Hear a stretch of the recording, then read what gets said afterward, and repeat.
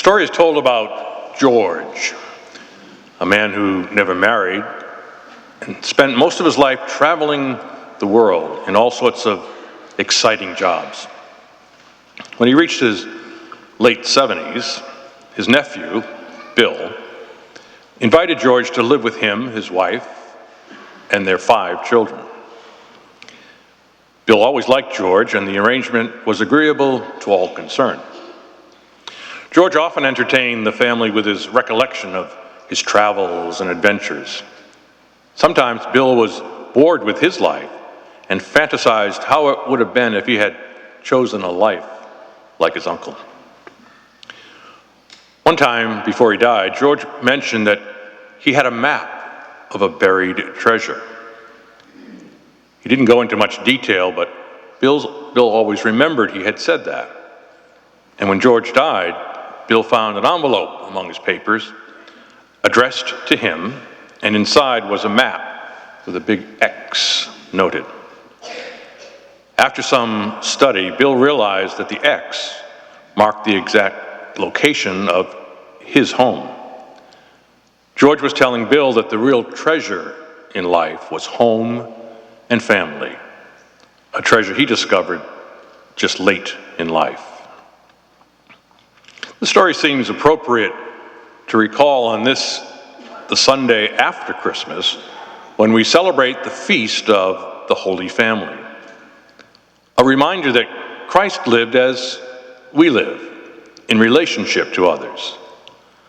It has become a feast that recalls not only how Jesus lived in a family relationship, but also a time to reflect on our families, as different and varied as they might be. Perhaps all families, or at least all family members, could benefit from a common reading and praying of today's second reading.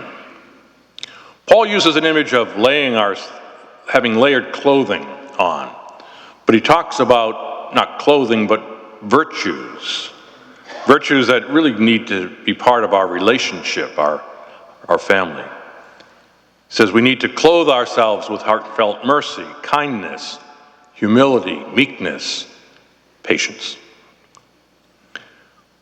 We need to see this reading speaking to us and members of our immediate and extended families. I missed the annual Hoye Christmas Eve gathering because of a scheduling problem, but they tell me they reached the magic number of 100 this year. I'm not sure how meekness and humility and patience would be practiced in that group, but I need to hear myself preaching as well. Who among us could not take those words really to heart? Who could not benefit from granting forgiveness or being forgiven? Who among us could not benefit from clothing ourselves in humility, meekness, and patience? No one of us comes from the perfect family. Some families have more challenges than others. But today is a day to focus on our family relationships and try to make a positive contribution. A couple of days ago, we exchanged gifts.